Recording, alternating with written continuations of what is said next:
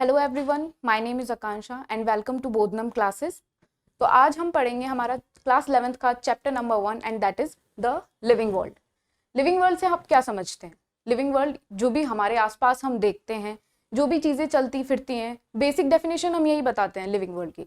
चलिए उससे पहले हम एक और नॉर्मल कॉमन बात करते हैं कि हम रहते हैं इस यूनिवर्स में एक बहुत ही सुंदर से प्लैनेट एंड दैट इज़ अर्थ।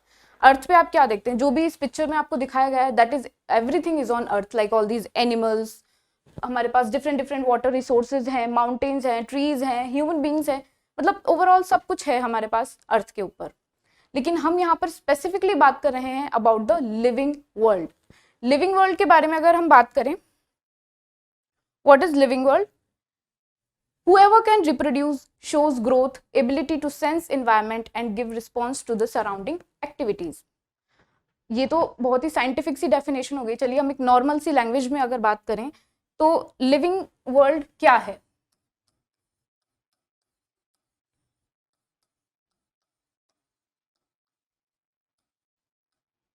अब मैं आपसे पूछूं कि लिविंग वर्ल्ड क्या है तो आप कहेंगे मैम लिविंग वर्ल्ड जो भी सांस ले रहा है, जिसकी धड़कनें हैं। अब बीइंग अ पोइट, आजकल वैसे भी सब बहुत पोइटिक हो रहे हैं, तो ठीक है, लिविंग वर्ल्ड यानी कि जो भी सांस ले रहा है या फिर जो भी जिसकी भी धड़कनें चालू है, जिसका दिमाग काम कर रहा है, हम नॉर्मल लैंग्वेज में इसे ही बोलते हैं। लेकिन हम देखते हैं कि प्लांट्स जो हैं वो तो सांस नहीं ले रहे हैं, या फिर हम प्लांट की रूट पकड़ें या उसकी स्टेम्स पकड़ें तो हमें पता चलेगा कि उसकी धड़कनें भी नहीं है। तो फिर लिविंग वर्ल्ड की एग्जैक्ट डेफिनेशन क्या है? तो आज हम उसी चीज के बारे में डिस्कस करेंगे। Whoever can reproduce यानी कि कोई भी ऐसा ऑर्गेनिज्म, इधर प्लांट हो, एनिमल हो, बैक्टीरिया हो, माइक्रोब्स हो, ह्यूमन बीइंग हो, बर्ड्स हो, फिशेस हो, रेप्टाइल्स हो, कुछ भी हो, जो भी रिप्रोड्यूस कर सकता है, हम उसे एक कैटेगरी में डालते हैं, दैट इज लिविंग ऑर्गेनिज्म। अच्छा, लिविंग और नॉन लिविंग में भी हम एक बेसिक डिफरेंस देखते हैं, difference between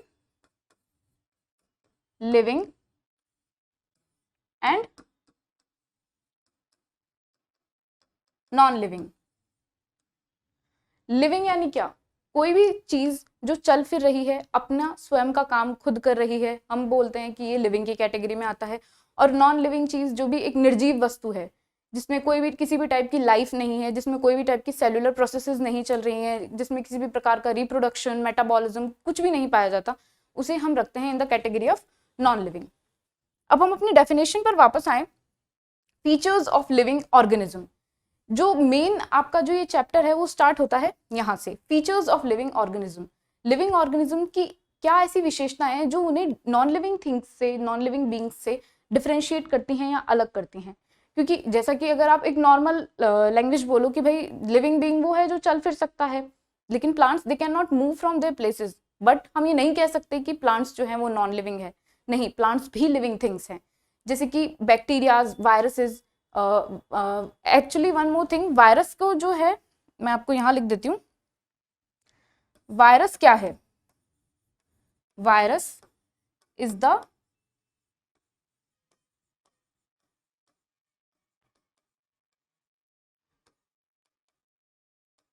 connecting link between living and non living beings. ठीक है, वायरस क्या है? वायरस एक ऐसी कनेक्टिंग लिंक है जो कि लिविंग बींग्स और नॉन लिविंग बींग्स को जोड़ती है।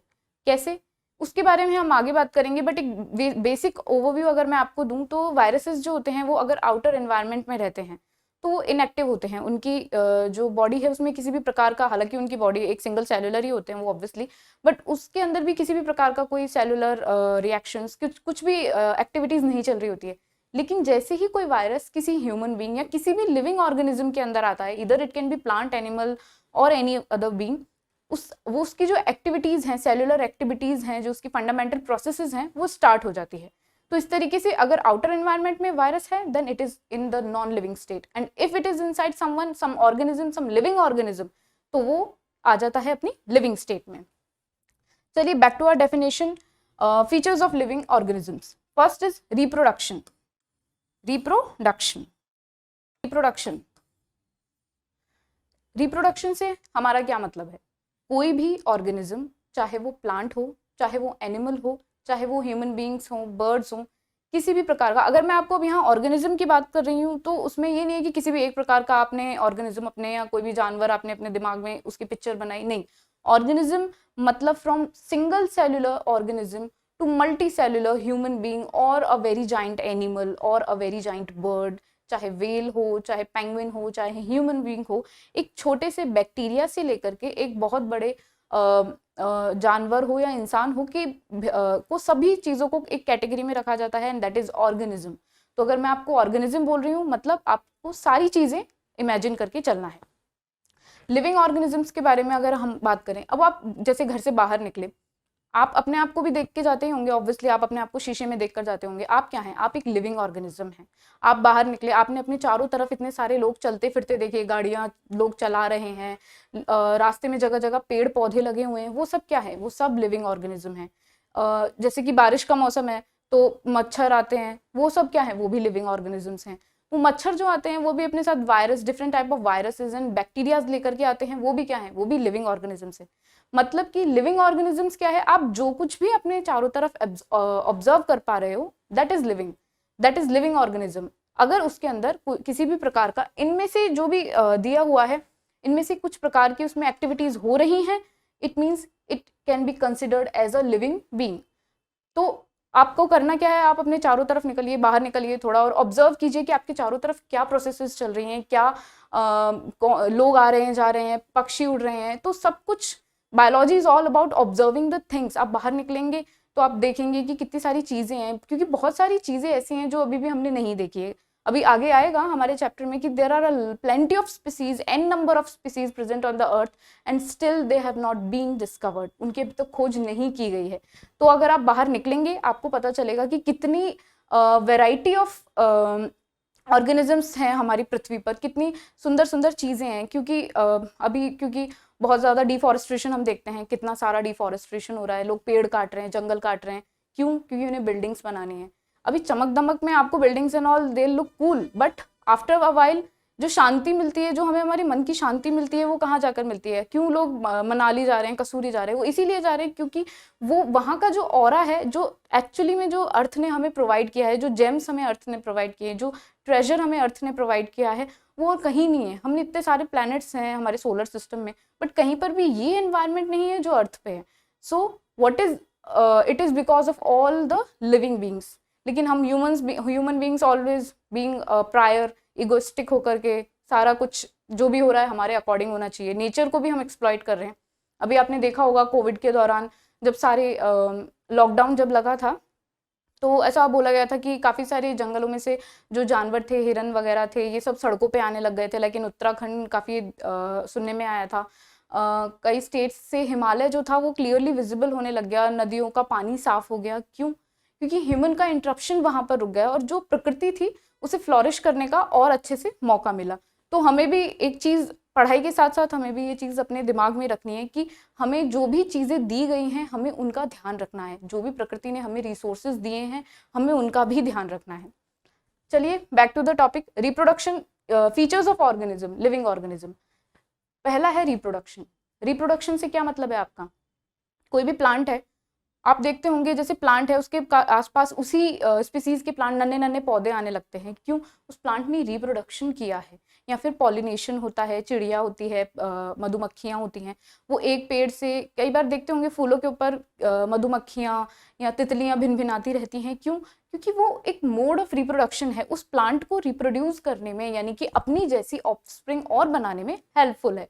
वो उसे मदद करेंगे ताकि वो प्लांट अपने जैसी और ऑफस्प्रिंग्स, अपनी जैसी और संतति बनाए। ठीक है? जैसे कि ह्यूमन बींग्स हैं, बेबीज होते हैं, जानवरों में भी, एनिमल्स में भी रिप्रोडक्शन होता है, बेबीज होते हैं। Then next is growth.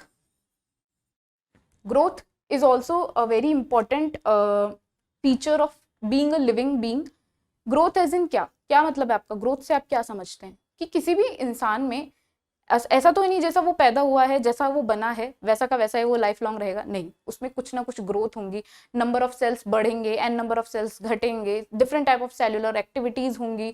वो एक लाइक फॉर एग्जाम्पल आप ह्यूमन का एग्जाम्पल लेके चले, बच्चा जब होता है नन्हा सा होता है, लेकिन आफ्टर अ सर्टेन एज वो उसकी ग्रोथ होती है और ग्रोथ होते होते वो एक अडल्ट ह्यूमन बीइंग बन जाता है, ठीक है। Then the third one is responses. Responses as in for example आपने एक पेड़ है छुई मुई का पेड़, टच मी नॉट प्लांट, आपने सुना होगा उसके बारे में। टच मी नॉट प्लांट में क्या है कि आप उसको टच करोगे and it will response, it will give you, it will respond, and उसकी जो पत्तियां होती है वो पूरा सिकुड़ जाता है, वो बिल्कुल एकदम ऐसा हो जाता है, सारी पत्तियां एकदम जैसे मुरझा गई हो, इस तरीके का वो पेड़ हो जाता है। या फिर आप बाहर जाएंगे, आपको धूप लगेगी, आपको गर्मी लगेगी, आप उसके अकॉर्डिंग रिस्पॉन्ड करेंगे। किसी जानवर है, आपने उस पर जैसे छड़ी से मारा तो उसे वो भी भागेगा, या जैसे कुत्ता है उसे आप मार रहे हैं तो वो भागेगा या भौंकेगा या आपको काटने को दौड़ेगा। इसी प्रकार जो लिविंग ऑर्गेनिजम्स होते हैं वो रिस्पॉन्स करते हैं। रिस्पॉन्स किसके प्रति करते हैं? चीज़ों के प्रति रिस्पॉन्स करते हैं कि जो भी इन्वायरमेंट में जो भी चीज़ें हो रही हैं उनके प्रति उनका एक स्पेसिफिक रिस्पॉन्स होता है कि जैसे कि सर्दियाँ आई, हमारा रिस्पॉन्स क्या है? विंटर, जो इन्वायरमेंट प्रकृति में जो सर्दियों का मौसम आया उसके प्रति हमारा रिस्पॉन्स क्या है कि हमने ठंडे वो गर्म कपड़े पहन लिए उस ठंड से बचने के लिए, रजाइयाँ ओढ़ी and all that. Then fourth one is metabolism. Metabolism as in cellular, an number of cellular reactions हमारी बॉडी में चल रही होती हैं। हम किससे बने? हम पूरा हमारे शरीर में ढेर सारे केमिकल रिएक्शंस चल रही है, बहुत लाइक कार्बन, बहुत सारे एटम्स हैं वो भी हमारी बॉडी में होते ही हैं। तो उन सब की रिएक्शंस हमारे शरीर में चल रही है and that is combinely considered as metabolism. Fourth one, next one is self organize. Self organize से आप क्या समझते हैं? कि कोई भी जो लिविंग बीइंग है वो अपने आप का भला चाहता है। एक तो एक कॉमन लैंग्वेज में अगर आपको मैं बताऊं तो वो अपने आप को प्रायर रखता है किसी भी चीज़ से। जैसे कि हम अपने आप को सेल्फ ऑर्गेनाइज, आप अपने आप को लेकर देखिए, आप अपने आप को सेल्फ ऑर्गेनाइज किस तरीके से रखते हैं? You will groom, you will make a house for yourself, you will drive in a car, you will buy different new things for you.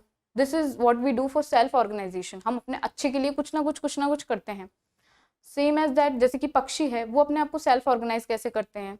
Like अपने जो डेड फेदर्स होते हैं उन्हें छोड़ देते हैं, उन्हें निकाल देते हैं, और जो अपने लिए घोंसला बनाते हैं, अच्छी शेड ढूंढते हैं। तो सारे जो लिविंग बींग्स हैं उनके अंदर एक स्पेसिफिक फीचर होता है कि वो अपने आप को सेल्फ ऑर्गेनाइज करे, अपने आप को मेंटेन करे। और क्यों करना है? सो दैट अब ये जो सारी चीज़ें हैं ये आपस में इंटरलिंक्ड है। अगर वो अपने आप को सेल्फ ऑर्गेनाइज करेगा तभी वो अच्छी ग्रोथ दिखा पाएगा। कोई भी ऑर्गेनिज्म है अगर वो अपने आप को अच्छे से रखेगा, अपनी शरीर का ध्यान रखेगा, खान पान, जैसे बोलते हैं ना डॉक्टर में बोलते हैं भाई अच्छे से खाओ पियो तभी आप हष्ट पुष्ट रहोगे। तो उसी तरीके से अगर हम अपने आप को सेल्फ ऑर्गेनाइज रखेंगे तभी तो हम ग्रोथ कर पाएंगे, हम अच्छी ग्रोथ कर पाएंगे। और उसी के बाद हम आगे की जो प्रोसेसेस है कुछ भी है, जैसे आप फॉर एग्जाम्पल कोई एथलीट है, उसे किसी भी स्पोर्ट में पार्ट लेना है, तो उसका ट्रेनर उसे किस चीज़ के लिए बोलेगा कि आप पहले अपने आप को एकदम अच्छी बॉडी बनाओ, अपनी खुराक अच्छी दो, अपना खान पान अच्छा करो, एक्सरसाइजेस करो, सब कुछ उसे बताएगा। What this comes under? It comes under self organize. अपने आप को अच्छे से मेंटेन किया, फिर ग्रोथ करेगा। वो जब वो खेलेगा तो कुछ तो अच्छा रिजल्ट देगा ही, and that is what it is his growth. तो यहाँ ग्रोथ तो सब चीज़ें, for example in an animal, अगर वो अपने आप को सेल्फ ऑर्गेनाइज करेगा तो इट मीन्स वो ग्रोथ कर पाएगा, और जब वो अच्छे से ग्रोथ कर पाएगा तभी वो रिप्रोडक्शन कर पाएगा।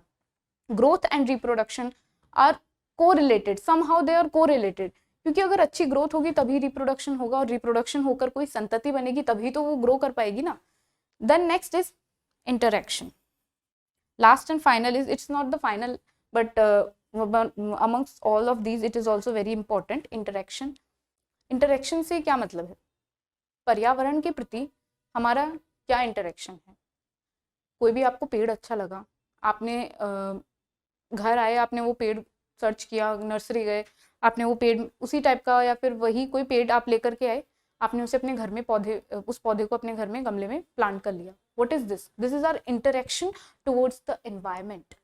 जैसे कि किसी शेर ने हिरन का शिकार किया, उसने प्रेडेशन किया, कुछ तो ऐसा किया जिससे कि कुछ भी एक्टिविटी उसने ऐसी की जिससे कि शेर और हिरन का एक संबंध बना। क्या संबंध बना? प्रे और प्रेडेटर का, शेर और शिकारी का।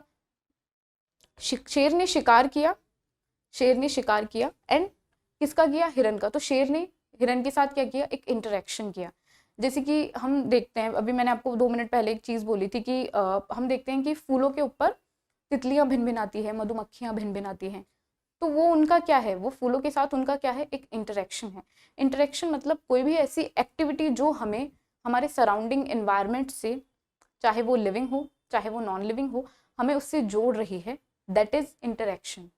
और ये फीचर है लिविंग ऑर्गेनिजम्स का, क्योंकि एक नॉन लिविंग ऑर्गेनिज्म है वो अपनी जगह पड़ी रहेगी, वो कोई भी चीज़ है वो अपनी जगह पड़ी रहेगी, उसे क्या मतलब बाहर क्या हो रहा है, कुछ हो रहा है, उसे कुछ उससे लेना देना नहीं है। लेकिन if it is a living being, it will definitely interact with the environment, with the surrounding activities. आपके चारों तरफ क्या हो रहा है आप उसके साथ इंटरेक्शन करेंगे।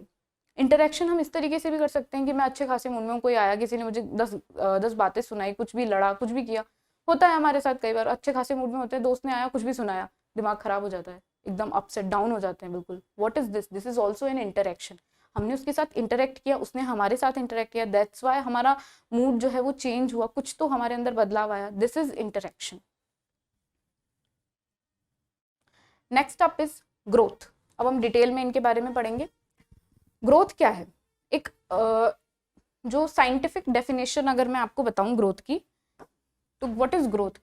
Growth is increase in mass and increase in number of cells. कोई भी, जैसे कि आपने जाइगोट के बारे में सुना होगा, ह्यूमन बींग्स में जब रिप्रोडक्शन होता है, या फिर किसी भी नॉर्मली एनिमल्स वगैरह में, सब में जो रिप्रोडक्शन होता है, सबसे पहले एक सेल जो होती है उससे शुरुआत होती है, जाइगोट बनता है, सिंगल सेलुलर, ठीक है। उस जाइगोट में फिर मल्टीप्लिकेशंस होते हैं, डिविजन्स होते हैं, बढ़ते बढ़ते बढ़ते वो सेल्स इतना डिवाइड करती हैं कि एक सेल से मिलियंस ऑफ सेल बनती है, और वो मिलियंस ऑफ सेल मिलकर के क्या बनाती हैं, वो पूरा एक ह्यूमन बीइंग बना देती हैं। देखते हो ना, इतना छोटा सा बच्चा कितने बड़े एक इंसान में बदल जाता है, वैसा ही कुछ। मास, जब नंबर ऑफ सेल्स बढ़ेंगे तो उसका मास तो बढ़ेगा, एज इन छोटा बालक होता है, छोटा बच्चा होता है, कितना सा वजन होता है तो जो बच्चा है वो ओवरऑल ये कि उसमें वजन कम होता है जब वो पैदा होता है, but when he grows up कितना कितना वजन हो जाता है लोगों में आजकल, तो 100 200 300 किलो तक वजन होने लग गए। बट दैट इज अलग चीज। अगर आपके अंदर नंबर ऑफ सेल्स बढ़ रहे हैं, एज इन आपके अंदर मास बढ़ रहा है, यानी वजन बढ़ रहा है। मास से मतलब यहाँ सिर्फ वजन से ही नहीं है, एज इन आपका जो ड्राई मास है वो भी बढ़ ही रहा है। प्लांट्स है, छोटा सा पौधा होता है, आपने उखाड़ा फेंक दिया, क्यों? क्योंकि उसमें आपको कुछ फोर्स नहीं लगाना पड़ा, कुछ एनर्जी नहीं लगानी पड़ी, क्योंकि उसमें कुछ है ही नहीं, कुछ उसमें मास नहीं है, उसमें नंबर ऑफ सेल्स कितनी सी, नन्हा सा पौधा है। लेकिन वही पेड़, वही पौधा अगर एक बहुत बड़े पेड़ में बदल जाए तो आप उसको कुछ नहीं बिगाड़ सकते, आप उसको नहीं हिला सकते, अपनी ताकत से तो एटलीस्ट नहीं हिला सकते। तो what is it? It has increased in number of cells, and when number of cells has been increased, the number of mass has automatically been increased. एक तरीके से ये कि नंबर ऑफ सेल्स जैसे जैसे बढ़ती जा रही है वैसे वैसे आपका मास बढ़ता जा रहा है। Next up is growth can vary from species to species. Species to species growth vary करती है जी। कैसे कैसे वेरी करती है? ह्यूमन बींग्स हैं, बालक बच्चा हुआ, फर्स्ट स्टेज, सेकंड स्टेज, ये इतने साल में इतना बड़ा हुआ, इतने साल में इतना बड़ा हुआ, इतने साल में इतना बड़ा हुआ। लेकिन हम एक और एग्जांपल लें, जैसे कि बैम्बू है, बांस है, वो उसका ये कि आपने लगाया, उसने ग्रोथ की, छोटा सा होता है, बट आफ्टर अ वाइल उसकी ग्रोथ इतनी स्पीड से होती है कि वो एक ही रात में लगभग 2-3 फीट के तकरीबन वो एक रात में बढ़ सकता है। तो हमारी ग्रोथ और उसकी ग्रोथ में कितना डिफरेंस हुआ ना। हमें सालों लग जाते हैं 2-3 फीट का होने में, 7-8 फीट का, 7-8 नहीं सॉरी, 5-6 फीट तक का होने में भी सालों लग जाते हैं। लेकिन वो बैम्बू जो है वो with in a day, with in 2-3 days वो इतनी हाइट अचीव कर लेता है। तो ग्रोथ जो है वो डिफरेंट होती है स्पीसीज टू स्पीसीज। अच्छा, क्यों डिफरेंट होती है species to species? Previous line में हमने देखा है कि increase in mass and increase in number of cells, this is important, this is important. Number of cells, number of cells कैसे कि आप कई सारी जो स्पीसीज हैं उनकी टेंडेंसी अलग अलग होती है टू डिवाइड, कि कोई जो ऑर्गेनिज्म है उसकी भाई सेल्स जो हैं वो इतना ही डिवीजन कर सकते हैं, कुछ सेल्स जो है उनमें इतना ही डिवीजन हो सकता है। तो डिफरेंट है उन दोनों की डिवीजन करने की जो कैपेबिलिटी है, जो स्पीड है, वो अलग अलग है, ठीक है। तो अगर जैसे कि मान लीजिए ह्यूमन बींग्स है, उनमें डिफरेंट उनकी एबिलिटी इतनी ही है, तो उन्हें टाइम लगता है ग्रो करने में, उनकी ग्रोथ अचीव करने में, एक जो आइडल ग्रोथ होती है उसे अचीव करने में टाइम लगता है। लेकिन प्लांट्स होते हैं, फॉर एग्जांपल, मैं बेस्ट एग्जांपल अगर आपको ग्रोथ में ह्यूमन बींग्स और मेरे हिसाब से तो बैम्बू है, क्योंकि वो एक मतलब होता है ना, बहुत क्विकली उसकी ग्रोथ होती है, बहुत क्विकली उसकी ग्रोथ होती है। आप कभी ऑब्जर्व कीजिएगा, अगर इन चीज़ों को अच्छा समझना है तो what best we can do, we can observe, we can practical them in our day to day life. क्या है, एक पेड़ लेकर के आइए, लगाइए, बट अब I don't think so bamboo किसी घर पे गमले वगैरह में लग सकता है, but if you are having a land, open land, then try this, for sure you should try this. तो आप देख सकेंगे कि उसकी ग्रोथ कितनी स्पीडली होती है। तब आपको समझ में आएगा कि जो अदर बींग्स हैं उन्हें ग्रो करने में कितना टाइम लगता है। कुछ प्लांट्स वगैरह ऐसे होते हैं जो फटाक से एकदम से ग्रो कर जाते हैं।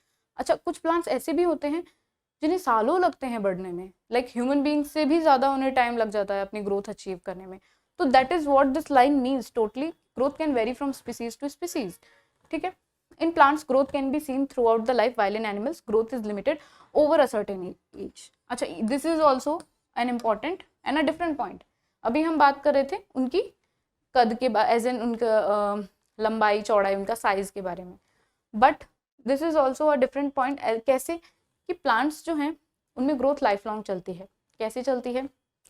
मान लीजिए किसी पेड़ की उम्र है 70 साल लगभग, अब वो हो चुका है 25-30 साल का, 40 साल का, चलिए आपने उसका एक तना काटा, तना एज इन आपने उसकी एक ब्रांच काटी, सॉरी आपने उसकी एक ब्रांच काटी, क्या होगा? कुछ समय बाद वो ब्रांच उस जगह वापस उग जाएगी। आपने उसकी पत्तियां निकाल दी, आप होता है ना कि जो पेड़ होते हैं वो ऑटम वगैरह में कुछ सीजन वाइज अपनी जो लीव्स होती हैं उन्हें सारा शेड ऑफ कर देते हैं, सारी पत्तियों को गिरा देते हैं, बट वापस से उनकी पत्तियां ग्रो कर जाती हैं। ठीक है, तो और कुछ पेड़ ऐसे होते हैं जो accordingly to the ages, accordingly to the years वो बढ़ते ही रहते हैं, बढ़ते ही रहते हैं, बढ़ते ही रहते हैं। ऐसा होता है ना कई बार, जैसे कि कई लोग होता है, आपने देखा होगा अगर अपने आसपास कहीं आपके यहाँ नीम का पेड़ या फिर कुछ इस तरीके के पेड़ लगे हों, तो कभी निकलना बाहर ऑब्जर्व करना कि सीजन टू सीजन लोग उनकी छटाई करवा देते हैं। बोलते हैं ना कि बस बिल्कुल सिर्फ तना तना सा रहता है और पूरा पेड़ ऑलमोस्ट कटवा देते हैं, थोड़ा सा पेड़ रहता है। क्यों ऐसा करते हैं लोग? ऐसा करने का मेन कारण इज दिस कि वो प्लांट जो है उसकी ग्रोथ रुकी नहीं है, वो ग्रो कर रहा है, अभी भी वो ग्रो कर रहा है। वो इतना ग्रोथ कर चुका है कि भाई अभी हमें नहीं चाहिए तो हमने उसे कटवा दिया, सीजन आया, बारिश का सीजन आया और अच्छे से ग्रो करेगा, नई ग्रोथ करेगा। So this is what here कि प्लांट्स जो हैं वो through out the life grow कर सकते हैं, उनके अंदर ग्रोथ चलती ही रहेगी, चलती ही रहेगी। आप काट दीजिए किसी पेड़ को, वो अपने आप वापस उग जाएगा, अगर उसे आइडल कंडीशंस मिली तो obviously. While in animals growth is limited over a certain age. अच्छा, हमें बोलते हैं काफ़ी सारे लोग, मम्मी पापा दादा दादी, कि लटका करो लंबाई बढ़ेगी, इतने साल तक ही लंबाई बढ़ेगी, फिर तो लंबाई बढ़ेगी नहीं। ठीक है, तो वो क्यों? क्योंकि हमारी जो ग्रोथ है, स्पेशली ह्यूमन बींग्स की जो ग्रोथ है वो एक रिस्ट्रिक्टेड होती है। जो जिसमें भी ग्रोथ में भी अगर हम हाइट की बात करें, वो रिस्ट्रिक्टेड होती है किस चीज़ के? एज की। ठीक है, बोलते हैं ना कि आप टीनेजर में जितनी आप उतनी ग्रोथ अचीव कर ली उतनी कर ली, फिर उसके बाद तो कुछ लंबाई वंबाई बढ़ती नहीं है। तो वैसा सही कुछ है, क्योंकि हमारी जो ग्रोथ है वो एक एज तक बढ़ती है, क्योंकि हमारी जो सेल्स होती हैं वो एक एज तक ही डिविजिबल होती है, वो एक एज तक ही डिवाइड कर सकती है। इसलिए यहाँ कहा गया है कि growth is limited over a certain as, specially in animals. Animals में स्पेशली ऐसा होता है, जानवरों में भी ऐसा होता है। जरूरी नहीं है कि भाई ह्यूमन बीइंग है तो हम ही में होगा, नहीं, जानवरों में भी ऐसा होता है। However some body parts, okay. लेकिन हम देखते हैं कि जैसे नेल्स हैं, आपने अपने नेल्स काटे, बट आफ्टर 1 वीक और मैक्सिमम 2 वीक आपके नेल्स वापस आ जाते हैं, अच्छे खासे, जितने थे ऑलमोस्ट उतने ही आ जाते हैं काफ़ी लोगों के। तो ऐसा क्यों? क्योंकि कुछ जो हमारे बॉडी पार्ट्स हैं, कुछ जो स्पेसिफिक बॉडी पार्ट्स हैं, वहाँ जो ग्रोथ होती है वो चलती ही रहती है, चलती ही रहती है, चलती ही रहती है, वो नॉन स्टॉप होती है throughout the life. For example, other example, hairs. Hairs, ये जो तीनों चीजें हैं, as in hairs, nails and lost cells. बाल कटवा के आते हैं, एक बॉयज वगैरह तो शायद, लड़के लोग तो शायद महीने 2 महीने में बाल कटवाते रहते हैं और वापस वही ग्रोथ हो जाती है। क्यों? क्योंकि हमारी जो यहाँ की सेल्स हैं वो डिविजिबल है, वो रेप्लिकेट डिवाइड कर रही हैं रिपीटेडली। तो जो हेयर्स हैं, नेल्स हैं, अच्छा लॉस्ट सेल्स से हमारा क्या मतलब है? कई बार होता है कि कहीं हमारे चोट लगी, उस जगह आकर, पहले तो क्या होता है कि प्लाज्मा वगैरह आकर के वहां पर उस खून का थक्का बनाते हैं ताकि ब्लड फ्लो ना हो, लेकिन कुछ समय बाद देखते हैं, जैसे चोट लगी है आपके, आप देखोगे कुछ ब्राउनिश एक layer of skin, layer of dead cells वहां पर जम जाती है। ठीक है, वो तो इसलिए होता है मेनली कि भाई आपका खून जो है वो वापस ज्यादा ना बहे या स्टॉप हो जाए कंप्लीटली। लेकिन आफ्टर अ वाइल वो जो ब्राउनिश, जो डार्क ब्राउनिश जो लेयर होती है वो भी हट जाती है।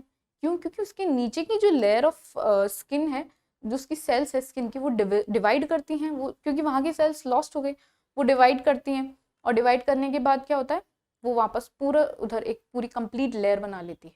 जैसे ही वो लेयर बनी, आपकी जो ऊपर की जो डार्क ब्राउनिश लेयर है वो अपने आप निकलती जाती है, निकलती जाती है, ठीक है।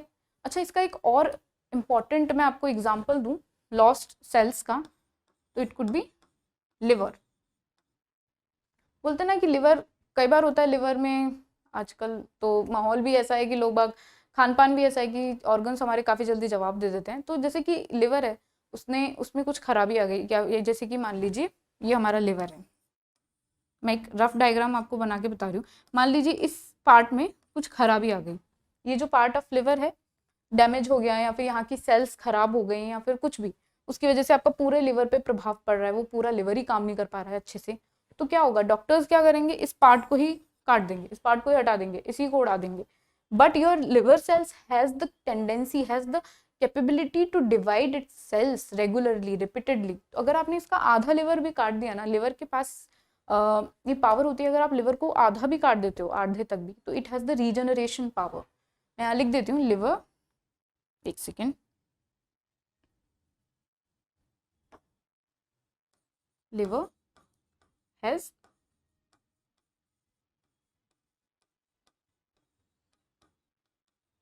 regeneration power। लिवर के पास क्या क्षमता होती है कि वो अपने आप को रीजनरेट कर सकता है, ठीक है। अच्छा, एक और चीज, जैसे कि हमने देखा था कि कुछ सेल्स होती हैं जो ही आपके डिविजिबल होती हैं, या फिर जो ही ग्रोथ कर सकती हैं। कुछ चीजें ऐसी भी होती हैं हमारी बॉडी में जो ग्रोथ नहीं करती हैं। फॉर एग्जाम्पल, एक second, for example are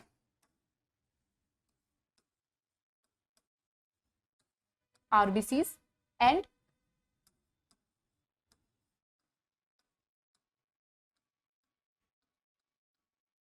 nerve cells.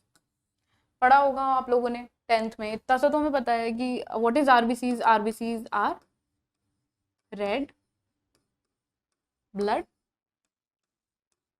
Sales. And nerve cells के बारे में तो पता है, कहाँ पाई जाती हैं ये पाई जाती हैं इन आर ब्रेन। ये सिर्फ ब्रेन में ही पाई जाती हैं। ये जो दो ऐसी सेल्स होती हैं, they have completely lost the power of regeneration या the power of dividing themselves। Nerve cells जो होती हैं, अच्छा बॉर्नविटा का एड तो आप लोगों ने देखा ही होगा, उसमें बोलते हैं ना 5 साल तक बच्चे का इतना इतना प्रतिशत दिमाग विकसित डेवलप हो जाता है एंड ऑल, इसलिए बॉर्नविटा पिलाइए। अच्छा, वैसा सा कुछ मुझे पता नहीं एक्चुअली है या नहीं, बट ऐसा क्यों होता है, क्योंकि जो जो हमारी यंगेस्ट स्टेज होती है, जो हमारी सबसे कम उम्र की जो स्टेजेस होती है ना, वो ऐसी एज होती है कि नर्व सेल्स जो होती हैं उस टाइम रिपीटेडली डिवीजन कर रही होती हैं अपना नंबर इंक्रीज करने के लिए, ठीक है। एक बार आप एक सर्टेन एज तक पहुंचे, नर्व सेल्स ने अपना डिवीजन करना कर दिया बंद, ठीक है। नर्व सेल्स ने अपना डिवीजन करना कर दिया बंद, एंड आफ्टर दैट आपकी जो सेल्स हैं, वो अगर कोई सेल डेड हो गई तो ऐसा नहीं है कि उसकी जगह बाकी अपनी बॉडी में तो देखो इतनी ग्रोथ तो होती ही है एटलीस्ट जो चलती है सेल्स की, स्पेशली कि कुछ सेल्स खराब हुई, डेड हो गई, तो बॉडी हाथों हाथ उसकी जगह पर नई नई सेल्स बनाती रहती है। But these cells, nerve cells, इनमें क्या होता है कि अगर डैमेज हो गई, खराब हो गई, डेड हो गई, there will be no other nerve cell for you, as in कोई नई नहीं बनाएगी शरीर, जो आपकी हैं बची कुची उन्हीं से आपको काम चलाना पड़ेगा। बोलते हैं ना कि दिमाग पे जो, सर में जो चोट लगती है वो जल्दी से हील नहीं होती, क्योंकि वहाँ की सेल्स अगर डैमेज हो गई, नर्व सेल्स जो अंदरूनी चोट वगैरह कुछ लग गई, नर्व सेल्स अगर आपकी डैमेज हो गई, तो how your brain will work, आप ऑब्वियसली ब्रेन डेड होंगे, पड़े रहेंगे कोमा में। So this is nerve cells, ये रेप्लिकेट सॉरी ये रिपीटेडली डिवीजन नहीं करती हैं आफ्टर अ सर्टेन एज, करती हैं लेकिन जब आप छोटे बच्चे होते हैं, जब आप 5-7 साल तक की उम्र तक अच्छे खासे डिवीजन करती है, बहुत रिपीटेडली डिवीजन करती है, but after that no, it will completely lose its power to divide। okay, then RBC, अच्छा RBC भी कैसी RBC, मेच्योर RBCs, ऐसी RBCs जो मेच्योर हो चुकी है। होता है ना, सेल बन रही है अभी, प्री मेच्योर सेल है, फिर मेच्योर हो गई, फिर तो डेड ही है ऑब्वियसली। तो जो प्री मेच्योर RBCs होती हैं, वो सॉरी जो मेच्योर RBCs होती हैं, जो बिल्कुल परिपक्व हैं, जो अब अपना फंक्शन कंप्लीटली कर सकती हैं, वो उन सेल्स में भी कोई पावर नहीं होती है डिवीजन की। अच्छा, एक एक्स्ट्रा पॉइंट आप यहाँ नोट कर सकते हैं कि क्यों नहीं होती है। आगे आपका सेल आएगा, मैं आपको सेल भी पढ़ाऊंगी, बट उसमें भी आएगा ये चीज़, बट स्टिल एक बार हम बस एज अ जनरल नॉलेज ये बात कर लेते हैं कि RBCs क्यों डिवाइड नहीं करती, क्यों नहीं करती, क्योंकि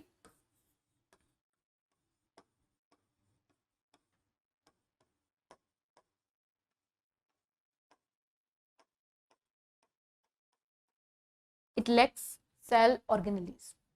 10th में आपने थोड़ा बहुत तो आपने बेसिक नॉलेज ली होगी कि जो सेल्स होती हैं उनमें ऑर्गन्स होते हैं, सेल ऑर्गेनेलीज होते हैं, न्यूक्लियस हुआ, राइबोसोम हुआ, एंडोप्लाज्मिक रेटिकुलम हुआ, ठीक है, ये सब उनके अंदर होते हैं सेल ऑर्गेनेलीज, इसीलिए वो डिविजिबल होती है, इसीलिए वो डिवाइड करती रहती है। लेकिन जो मेच्योर आरबीसीज होती हैं उनके अंदर इट इज इम्पॉर्टेंट पॉइंट, तो उनके अंदर क्या सेल ऑर्गेनेलीज नहीं होती है।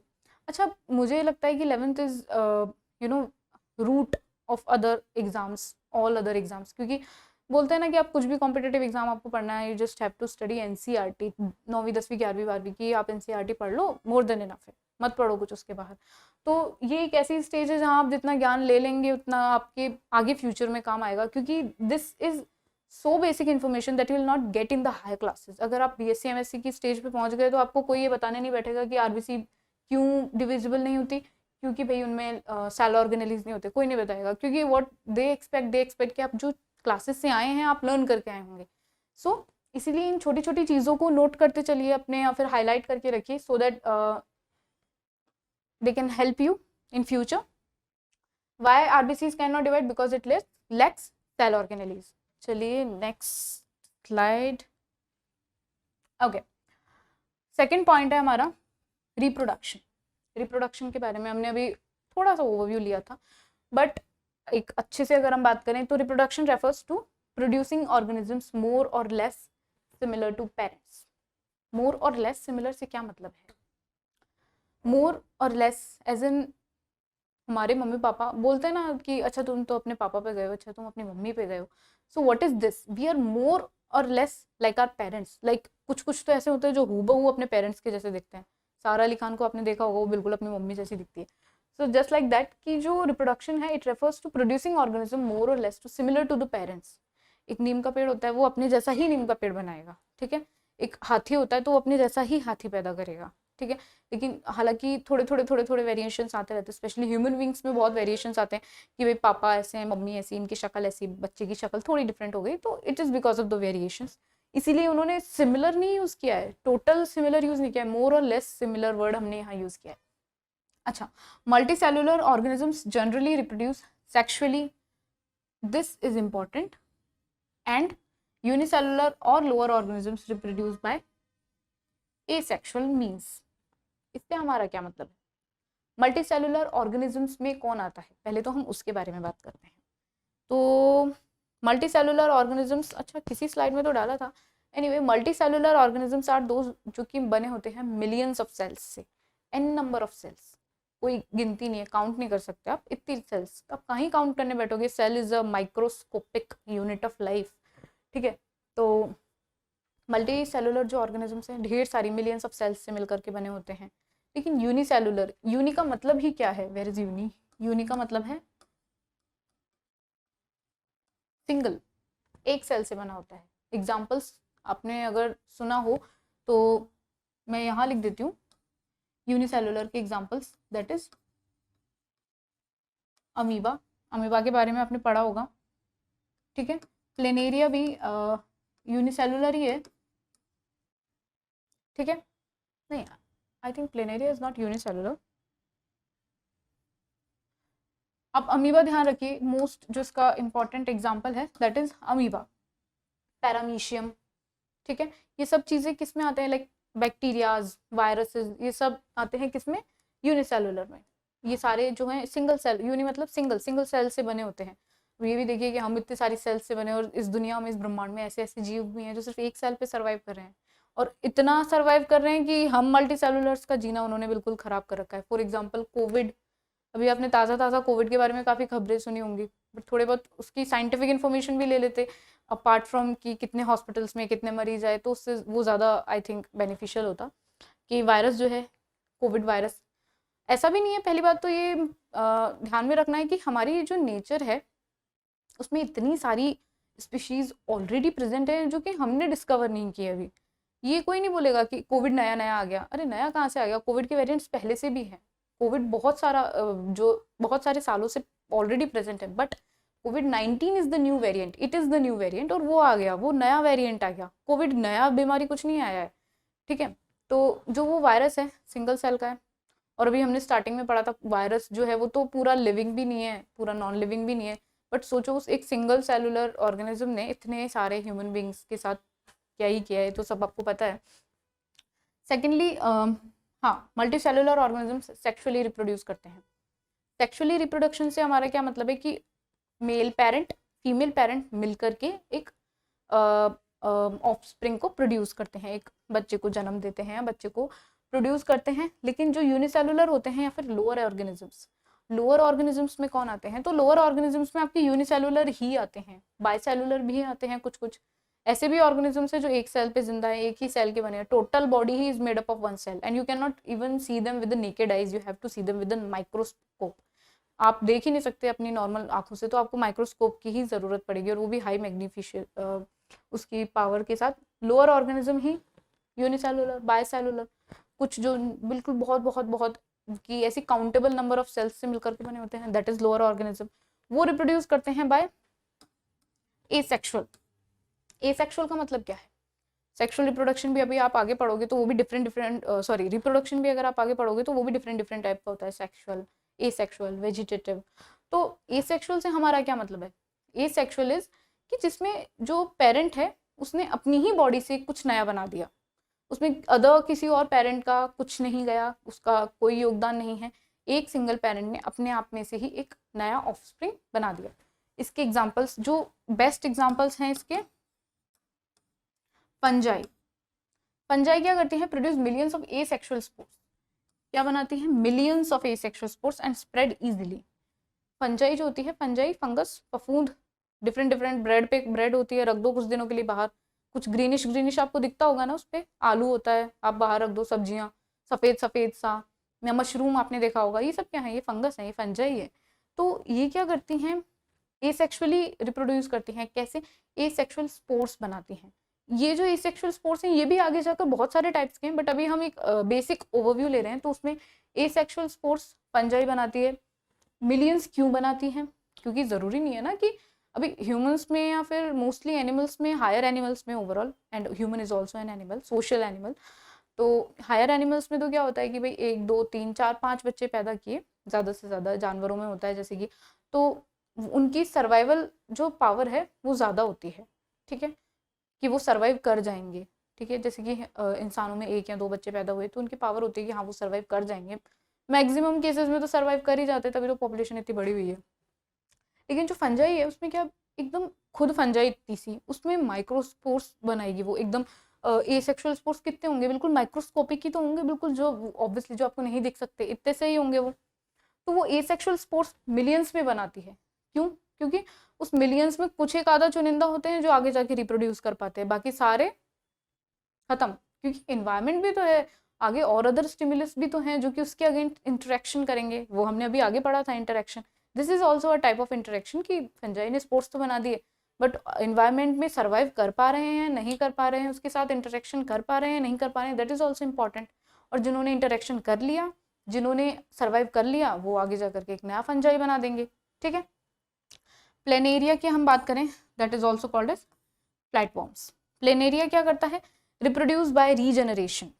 रीजनरेशन, ये आप आगे रिप्रोडक्शन पढ़ेंगे तब आप इन सब टर्म्स से अच्छे से फैमिलियर हो जाएंगे, बट अभी तो एक बेसिक ओवरव्यू है। And a fragmented organism regenerates the lost part of its body and becomes a complete and a new organism. अच्छा, छिपकली आप सब लोगों ने देखी होगी, छिपकली देखी होगी ना, उसमें क्या होता है, छिपकली की कई बार हम देखते हैं पूंछ होती है, टूट जाती है, और उसके बाद वो उस पूंछ की जगह एक नई पूंछ निकल आती है, ठीक है। सैलमेंडर एक ऑर्गेनिज्म होता है, सैलमेंडर। उसमें क्या होता है, जैसे कि मैं नॉर्मल आपको मान लीजिए पूंछ है, एक बहुत ही रफ डायग्राम है, जैसे कि उसके लिम्स है, छिपकली के जैसा ही होता है,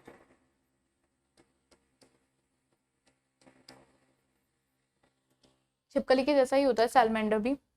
स्माइली करता हूँ, बना देते हैं, ठीक है। तो जैसे कि क्या हुआ, सैलमेंडर है, उसका एक लेग चला गया, किसी भी कारण से उसका जो एक लेग है वो टूट गया, बट आफ्टर सम टाइम, कुछ ही समय के बाद वो क्या होता है, उसकी जगह एक नया लेग आ जाता है। क्या आ जाता है उसकी जगह? एक नया लेग आ जाता है, वैसा का वैसा ही एक उसकी जगह नया लेग आ जाता है। छिपकली में भी हम देखते हैं भाई उसकी पूंछ गई, अगर सॉरी उसकी पूंछ अगर टूट गई तो उसकी जगह नई पूंछ आ जाती है। तो ऐसा होता है, काफ़ी सारे जो ऑर्गेनिजम्स होते हैं उनमें रीजनरेशन पावर होती है, मतलब अपनी बॉडी का को रीजनरेट कर सकते हैं। अच्छा, इन्होंने यहाँ रीजनरेट तो किया लेकिन अपने आप के लिए किया, इन्होंने कुछ नया नहीं बनाया। तो अब हम उस चीज़ के बारे में बात करें तो एक सेकेंड,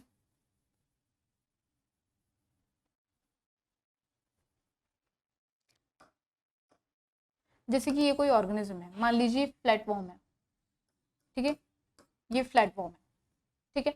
अब बहुत ही ये भी बहुत छोटा सा होता है, ज़रूरी नहीं ये भी एनवायरनमेंट के प्रति इंटरेक्शन कर पाए नहीं कर पाए। तो क्या होता है कि इस फ्लैटवॉर्म का मान लीजिए ये वाला जो पार्ट है टूट गया किसी भी कारणवश, या इसने इंटेंशनली इस पार्ट को अपने शरीर से अलग कर दिया, तो ये जो पार्ट होगा, ये पार्ट क्या करेगा, ये निकल करके एक पूरा का पूरा नए प्लेटफॉर्म में कन्वर्ट हो जाएगा। This is what here regeneration means. Regeneration का मतलब क्या था यहाँ पर कि कोई भी जो ऑर्गेनिज्म है, प्लेनेरियाज स्पेशली, फ्लैटवॉर्म्स या फिर और भी अदर एग्जांपल्स हैं इसके, वो क्या करते हैं, अपनी बॉडी का एक पार्ट, एक हिस्सा निकाला और उस एक हिस्से से ही पूरा का पूरा एक नया ऑर्गेनिज्म बना दिया। फिर ठीक है, ये हमने एक बताया कि ये लिविंग बींग्स की प्रॉपर्टी है, हम अभी यही तो पढ़ रहे हैं, features of living beings he तो पढ़ रहे हैं। पहला तो पढ़ा था हमने ग्रोथ, सेकंड हमने पढ़ा रिप्रोडक्शन, लेकिन ये तो हमने देख लिया। लेकिन क्या हो रहा है कि एक चीज़ मैं यहाँ मेंशन करना भूल गई, मैं आपको वापस बता देती हूँ। हाँ, कि ग्रोथ तो हमने देख ली थी, बट ये था कि but growth can not be taken as a defining property of living organisms because non-living things such as mountains, sand mounds also grow with the time. मतलब समझे, मतलब कुछ इसका, इस लाइन का मतलब है कि जो नॉन लिविंग थिंग्स हैं, हमने कहा ग्रोथ क्या है, ग्रोथ लिविंग बींग्स क्या है जो ग्रो कर रहे हैं। एक सिंपल लैंग्वेज में आपको एक ओवरव्यू दूँ तो अब तक का, हमने लिविंग बींग्स क्या है जो ग्रो कर रहे हैं। अच्छा, तो समय के साथ तो पहाड़ भी ऊंचे ऊंचे होते जाते हैं, एक रेत का टीला बना, छोटा सा था, फिर बड़ा हुआ, फिर बड़ा हुआ, वो भी ग्रो ही कर रहा है। तो व्हाट इज दिस, क्या ये भी ग्रोथ है, मतलब ये भी लिविंग बींग्स है? नहीं। तो इसके कहने का, इस लाइन का ये मतलब है कि जो ग्रोथ है वो भी एक कंप्लीट डिफाइनिंग फीचर नहीं है लिविंग बींग्स का, कि मतलब ये नहीं है कि अगर आप ग्रो कर रहे हो तो आप लिविंग बींग बन गए, नहीं, ऐसा भी नहीं है। क्यों नहीं है? क्योंकि लिविंग ऑर्गेनिजम्स में ग्रोथ अंदर से होती है। पहाड़ है, उसके ऊपर और चीज़ें जमा होती जाती है, जैसे कि रेत का टीला है, उस पर और रेत आकर ऊपर से जमा होती जाएगी, जमा होती जाएगी, तो वो एक नया तो वो एक बड़ा रेत का टीला बन जाएगा, तो उसकी ग्रोथ होगी। कहाँ से हो रही है? वो बाहर से हो रही है। लेकिन एनिमल्स में, लिविंग ऑर्गेनिजम्स में कहाँ से होती है ग्रोथ? अंदर से होती है। सेल्स ने डिवाइड किया, and then hence you have been grown up. फिर था हमारा रिप्रोडक्शन, कि बहुत सारे ऐसे ऑर्गेनिजम्स होते हैं जो रिप्रोड्यूस नहीं कर सकते। पहला तो हमने देखा भाई जो ग्रोथ करते हैं वो लिविंग ऑर्गेनिज्म, लेकिन भाई माउंटेन्स भी तो ग्रो करते हैं। फिर आपका डेफिनेशन का क्या हुआ? तो मतलब ये तो पूरी आपकी परिभाषा नहीं है कि ये आपको पूरा अच्छे से डिस्क्राइब नहीं कर सकती है, that definition of living being, नहीं, it is not that true complete. Then हमने सेकेंड पॉइंट पढ़ा रिप्रोडक्शन। तो रिप्रोडक्शन में भी क्या होता है कि कई सारे ऐसे देखे हमने जो ह्यूमन बींग्स या फिर एनिमल्स जो इनफर्टाइल होते हैं, संतति पैदा नहीं कर सकते, जो रिप्रोडक्शन नहीं कर सकते, होते हैं ना इनफर्टाइल पेरेंट्स। तो काफ़ी सारे ऐसे होते हैं। सेकंड, वर्कर बीज, जो मधुमक्खी का छत्ता होता है, उसमें एक होती है क्वीन बी और बाकी अदर होती है वर्कर बीज। क्वीन बी जो होती है उसका काम क्या होता है? रिप्रोडक्शन, बस ये कि वो बैक टू बैक रिप्रोड्यूस करेगी। एंड वर्कर बीज का काम क्या होता है? उस क्वीन बी की प्रोटेक्शन करेंगी, शहद इकट्ठा करेंगी, वैक्स इकट्ठा करेंगी। तो वो जो वर्कर बीज होती हैं वो अपनी सारी की सारी एनर्जी तो काम में लगा देती हैं, रिप्रोडक्शन की क्षमता उनमें होती नहीं है। तो इसका मतलब क्या हुआ? क्या वो लिविंग थिंग्स नहीं है? भाई रिप्रोडक्शन से हमने क्या मतलब निकाला कि भाई जो रिप्रोड्यूस कर रहा है वो लिविंग बींग। लेकिन कुछ ह्यूमन बींग ऐसे होते हैं जो रिप्रोड्यूस नहीं कर सकते, कुछ जानवर, कुछ कीड़े मकोड़े जैसे कि वर्कर बीज ऐसी होती हैं जो रिप्रोडक्शन नहीं कर सकती। तो क्या इसका मतलब ये है कि रिप्रोडक्शन नहीं कर सकती तो ये लिविंग बींग नहीं है, ये तो नॉन लिविंग हो गए? नहीं, ऐसा नहीं है। तो इससे हम क्या समझे कि जो रिप्रोडक्शन है वो भी कंप्लीटली लिविंग ऑर्गेनिजम्स को डिफाइन नहीं कर सकता, वो भी कंप्लीटली लिविंग थिंग्स को, लिविंग बींग्स को डिफाइन नहीं कर सकता। ठीक है, अब नहीं कर सकता तो तीसरा पॉइंट कुछ हम पकड़ते हैं। What is the third point? Metabolism. Metabolism is one of the most important point which can define the living being. एक होता है ना कि ये मान लीजिए ये लिविंग बीइंग की डेफिनेशन है, तो मेटाबॉलिज्म इतना क्लोज है, बाकी सारे तो यहाँ रह गए, मेटाबॉलिज्म इतना क्लोज है। कैसे क्लोज है उसके बारे में हम बात करते हैं। All living organisms are made up of chemicals and these are thousands of एक second, this is not these, this is there are thousands of chemical reactions takes place in living beings। हम chemicals से ही बने होते हैं, बहुत सारे different different chemicals आप पढ़ोगे। मेनली जो ह्यूमन बॉडी में केमिकल्स होते हैं वो होते हैं like carbon, hydrogen, oxygen, sulphur, phosphorus, potassium, ये सब मोस्ट इम्पॉर्टेंट जो होता है ना केमिकल्स हमारी बॉडी में प्रेजेंट होते हैं। तो हम बहुत सारे डिफरेंट वेराइटीज ऑफ केमिकल्स से मिलकर के बने होते हैं। अब केमिकल्स हैं तो केमिकल रिएक्शंस भी चलेंगे। तो ये क्या कह रही है लाइन की, हमारी बॉडी में डिफरेंट डिफरेंट केमिकल रिएक्शंस भी चलती रहती हैं, डिफरेंट डिफरेंट केमिकल रिएक्शंस चल रही हैं। ठीक है, सब आया समझ में। अब केमिकल रिएक्शंस कौन कौन सी टाइप की होती हैं, इन सब को छोड़िए, मैं आपको एक डिफरेंट स्लाइड पे बताती हूँ। Okay, different different chemical reactions कौन कौन सी। फर्स्टली तो या पहली एनाबॉलिज्म, दूसरी catabolism. Anabolism and catabolism, anabolism and catabolism. चलिए हम यहाँ पर एक डेफिनेशन इस तरीके से देखते हैं। What is metabolism? Made up of दो तरीकों की रिएक्शंस से को कंबाइनली, दो तरीके की जो रिएक्शंस है उन्हें कंबाइनली मेटाबॉलिज्म कहा जाता है। कौन कौन सी? पहली है एनाबॉलिज्म एंड दूसरी है कैटाबॉलिज्म। ठीक है, ओके। ये दो तरीके की जो रिएक्शंस होती हैं उनसे मिलकर के कंबाइनली उन्हें हम मेटाबॉलिज्म कहते हैं। अच्छा, अब एनाबॉलिज्म और कैटाबॉलिज्म क्या होती है? ठीक है, तो एनाबॉलिज्म और कैटाबॉलिज्म के बारे में अगर हम बात करें तो एनाबॉलिज्म को कहा जाता है कंस्ट्रक्टिव रिएक्शन। एक नॉर्मल लैंग्वेज में अगर मैं आपको बताऊं इसके बारे में, तो मान लीजिए ये छोटी छोटी छोटी छोटी कुछ चीज़ें हैं, मान लीजिए कुछ भी XYZ, ये सब ने मिलकर के बना दिया एक ये बड़ा कुछ, like all this small circles have made combinedly together a big circle. This is anabolism. बस यही है एनाबॉलिज्म कि आपके शरीर में बहुत सारे छोटे छोटे रिएक्शंस होती हैं, बहुत छोटे छोटे पार्टिकल्स होते हैं, बहुत सारे छोटे छोटे केमिकल्स होते हैं, एटम्स होते हैं, उन्हें मिलाकर के कंस्ट्रक्टिव, यानी कंस्ट्रक्शन का मतलब क्या होता है? फॉर्मेशन, बनाना। तो कंस्ट्रक्ट कर दिया, बना दिया क्या? एक कॉम्प्लेक्स। कैसे मैं आपको बताऊं, जैसे कि कोई सिंपलेस्ट रिएक्शंस थी, उन्हें मिलाकर, या सिंपलेस्ट मॉलिक्यूल्स थे, ठीक है, उन्हें मिलाकर के क्या बना दिया? एक कॉम्प्लेक्स आपकी बॉडी में कुछ भी मॉलिक्यूल या कुछ भी एक रिएक्शन या कुछ भी एक मैटर जो है बना दिया। फॉर एग्जाम्पल, जैसे कि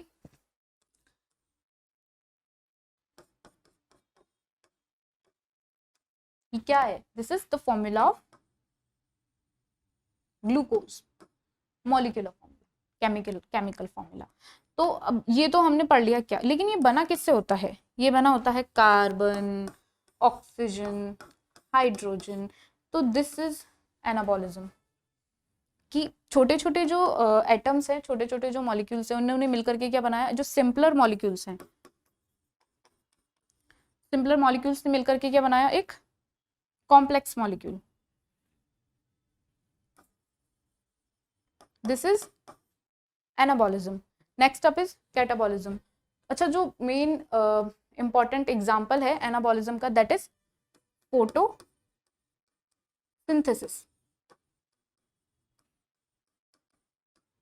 कैसे फोटोसिंथेसिस? कि बहुत सारी जो चीजें हैं उनसे मिलकर के छोटे छोटे जो एटम्स हैं, केमिकल रिएक्शंस हैं, वो सब मिलकर के एक कंबाइनली होकर के क्या बनाते हैं? कॉम्प्लेक्स सिस्टम बनाते हैं, कॉम्प्लेक्स रिएक्शन मिक्सचर बनाती है, and that is photosynthesis. Next up is catabolism. Catabolism को बोला जाता है डिस्ट्रक्टिव। Catabolism is what?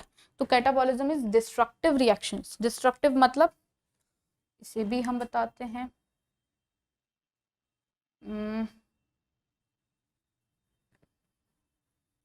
एक सेकेंड, डिस्ट्रक्टिव से हमारा क्या मतलब है? डिस्ट्रक्टिव से डिस्ट्रक्टिव कई चीज़ें तो हमें वर्ड्स से ही समझ में आ जाती है, like what is mean by destructive, जो डिस्ट्रॉय कर रहा है, यानी कि टूट रहा है, यानी कि कॉम्प्लेक्स से सिंपलर फॉर्म्स में अगर जो जा रहा है, ठीक है, कॉम्प्लेक्स से जो सिंपलर फॉर्म्स में जा रहा है, दैट इज आर कैटाबॉलिज्म, ठीक है। इसका जो एग्जांपल है, वेस्ट मटेरियल्स हम अपने शरीर से बाहर निकालते हैं, कॉम्प्लेक्स कैसे बना? खाना खाया, बहुत सारी चीज़ें, बहुत सारे जूसेस, एंजाइम्स आकर के उसमें मिक्सअप हुए, क्या बना? एक कॉम्प्लेक्स मैटर बना ना, एक कॉम्प्लेक्स रिएक्शन हो गई। लेकिन वेस्ट मटेरियल में क्या होता है? उस खाने को फिल्टर करके उसमें से अच्छी अच्छी चीज़ें जो भी काम की थी बॉडी की, उन्हें निकाला, and whatever is not meant for us, whatever is not for our use, we just have excreted it out, and what is it called? It is called as waste material. तो ये किसका example होता है? यहाँ मैं लिख देती हूँ इसका एग्जाम्पल, वेस्ट मटेरियल, ठीक है।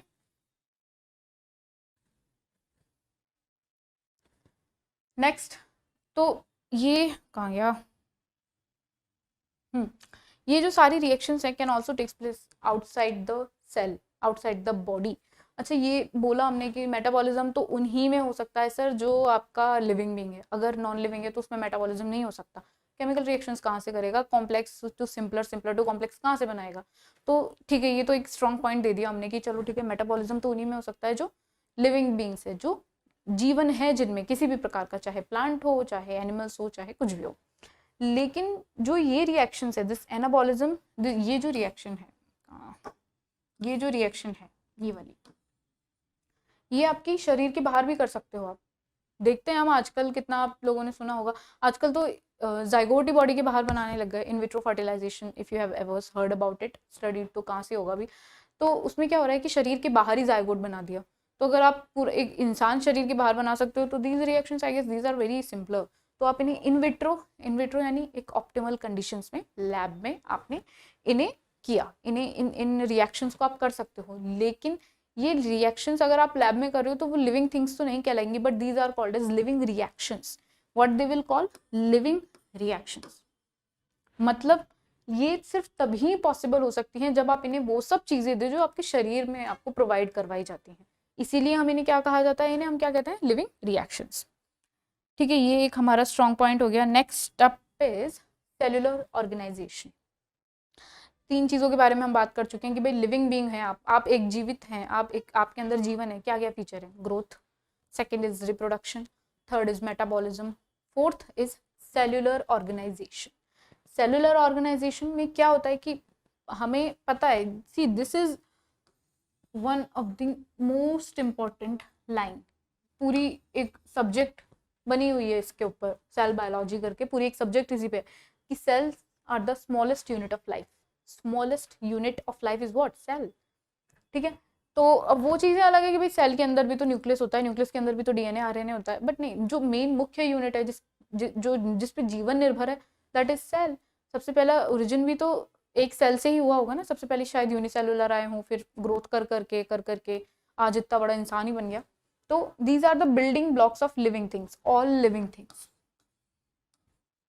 ये जो होती हैं सेल्स, ये सारे की सारे जो लिविंग थिंग्स होती है उनका क्या है? बिल्डिंग ब्लॉक है। नॉन लिविंग थिंग्स में तो कहाँ से सेल्यूलर ऑर्गेनाइजेशन होगा? तो ये बिल्डिंग ब्लॉक्स कैसे? एक ईंट की तरह, एक होता है ना, एक ईंट से आप पूरा का पूरा इतना बड़ा घर, इतनी बड़ी बिल्डिंग बना देते हो। हेंस सेल्स से एक सेल से आप इतना बड़ा शरीर बन जाता है। हालांकि एक सेल वाले, अभी हमने पहले डिस्कस किया, एक सेल वाले ऑर्गेनिजम्स भी होते हैं, बट सेल्स कंटेन प्रोटोप्लाज्म, ठीक है, this is important. Living matter, cell के अंदर जो लिविंग मैटर क्या है? That is protoplasm.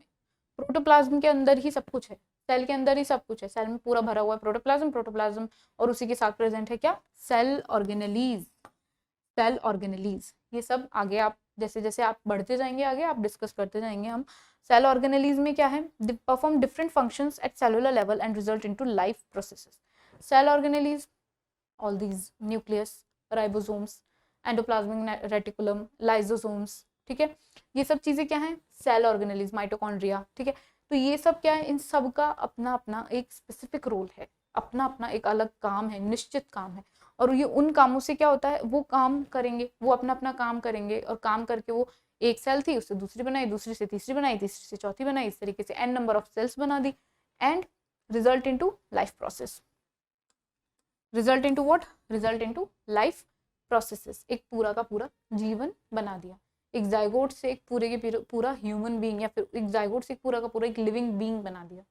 ठीक है, एक एम्ब्रियो से पूरा का पूरा एक प्लांट बना दिया। तो this is what a cell can do, from being a single cell to an number of cell organism. This is what you know the journey of a cell, कि एक सेल से वो ढेरों सारी सेल बनाती है, मिलियंस ऑफ सेल, एंड आप एक पूरा का पूरा प्लांट या ह्यूमन बीइंग या जानवर कुछ भी एक पूरा का पूरा बन सकता है उससे। क्यों? Division division division. This is what is the property of cell. Organism can be differentiated on the basis of cells. अच्छा, हमने आगे डिस्कस कर ही लिया था हालांकि, what is multicellular and unicellular. Multicellular organisms made up of millions of cell and unicellular organisms made up of single cells. ये तो मैंने आपको आगे बता ही दिया था। Next up is consciousness. चलिए, 4 पॉइंट हमने बात कर ली कि आप लिविंग बीइंग है, फीचर्स क्या है लिविंग बीइंग के, ग्रोथ। हम बार बार बोलते चलेंगे तो उससे क्या होगा कि याद अच्छे से होगा, it will, you will memorize it clearly. किसी ने उठा के पूछा ना कि क्या है लिविंग बीइंग का फीचर, तो निकलना चाहिए growth, reproduction and metabolism and cellular organization. Fifth is consciousness. Consciousness is all the organisms have an ability to sense the environment. Whatever is happening in our surrounding, जो भी कुछ हो रहा है environment के प्रति हमारा एक stimulus होता है। For example, अभी पहले बताया था touch me not plant, छुई मुई का पेड़, आपने टच किया it will collapse, it will पूरा मुरझा जाएगा। तो क्यों? क्योंकि वो रिस्पॉन्ड कर रहा है हमारे स्टिमुलस के प्रति, वो कुछ ना कुछ रिस्पॉन्ड दे रहा है।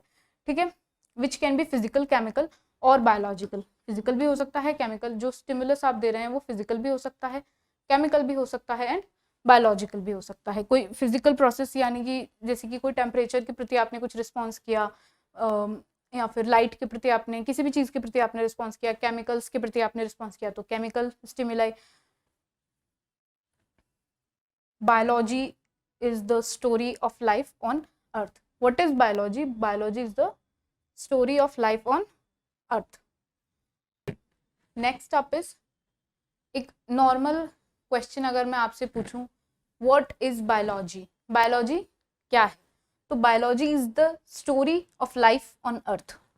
किसी मूवी में किसी हीरो की कहानी सुनाते हैं ना, किसी ना किसी हीरो या हीरोइन की कहानी बताते हैं, तो है दिस इज बायोलॉजी। एक किताब है जिसमें पूरा स्टोरी है about what, about life, what ever is happening in this universe, what ever is happening on this earth, what ever is happening around us, what ever kind of reaction is happening with the living beings and the interaction of living beings with the non living beings, this is biology. ये सब कुछ कौन बताता है? Biology बताती है।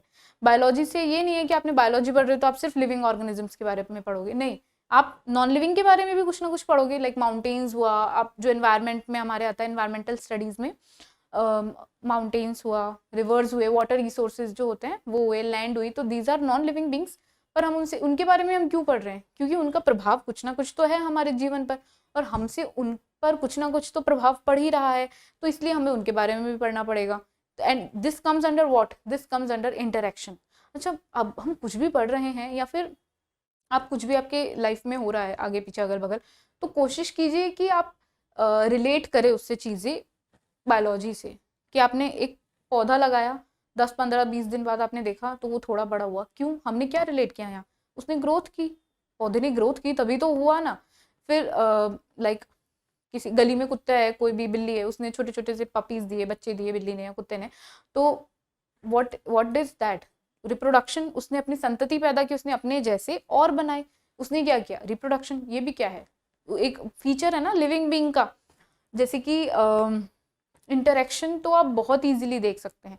Interaction is something, अगर आपने थोड़ा सा भी नोट किया, you can definitely can lead up to interaction. कैसे? आपका किसी से झगड़ा हो गया, इंटरेक्शन। आपने कोई पेड़ काट दिया, इंटरेक्शन। किसी जानवर ने किसी जानवर को खा लिया, इंटरेक्शन। आपने आपकी किसी भी एक्टिविटीज, ह्यूमन की किसी भी इंटरफेरेंस या एक्टिविटीज की वजह से हमारा जो नेचुरल रिसोर्स है किसी भी प्रकार से उस पर अफेक्ट पड़ रहा है, किसी भी प्रकार से उसके ऊपर नेगेटिव कुछ भी प्रभाव पड़ रहा है, वो भी एक इंटरेक्शन है। मतलब कुछ भी हम कर रहे हैं जिससे पर्यावरण पर किसी भी प्रकार का प्रभाव पड़ रहा है, अच्छा बुरा, या हम पर भी पड़ रहा है या किसी और पर भी पड़ रहा है, दैट इज इंटरेक्शन। ठीक है, जैसे कि बायोलॉजी में मैंने अभी आपको बताया कि हम यहाँ नॉन लिविंग बींग्स के बारे में भी पढ़ेंगे, जैसे कि माउंटेन्स हुआ एंड ऑल। तो रीजन क्या है, क्योंकि हम उनके साथ एक इंटरेक्शन कर रहे हैं, हमारा उनके साथ एक रिलेशन है, हमारी उनके ऊपर डिपेंडेंसी है। उनकी तो हमारे ऊपर खैर कोई डिपेंडेंसी नहीं हो, बल्कि हमारी वजह से तो वो खराब ही हो रहे हैं एक तरीके से। लाइक जैसे गंगा है, नदियां हैं, कितनी पॉल्यूट हो गई अपनी वजह से, ह्यूमन बींग्स की इंटरफेरेंस की वजह से ही तो हुई। जैसे अभी कोविड था, कोई इंटरफेरेंस करने वाला था नहीं क्योंकि लॉकडाउन लगा हुआ था, तो नदियां अपने आप क्लीन हो गई। सेल्फ उन्होंने अपने आप को क्लीन अप कर लिया, सारी नदियां साफ स्वच्छ हो गई। मौसम जो था, आपका इन्वायरमेंट जो था, एटमॉस्फेयर, वो भी क्लीन हो गया, पोल्यूशन लेवल डाउन हो गया। क्यों? क्योंकि हमारे इंटरेक्शन की वजह से उनके ऊपर खराब प्रभाव पड़ रहा। लेकिन अब चाहे खराब ही पड़ रहा हो, पर इंटरेक्शन तो हुआ ना।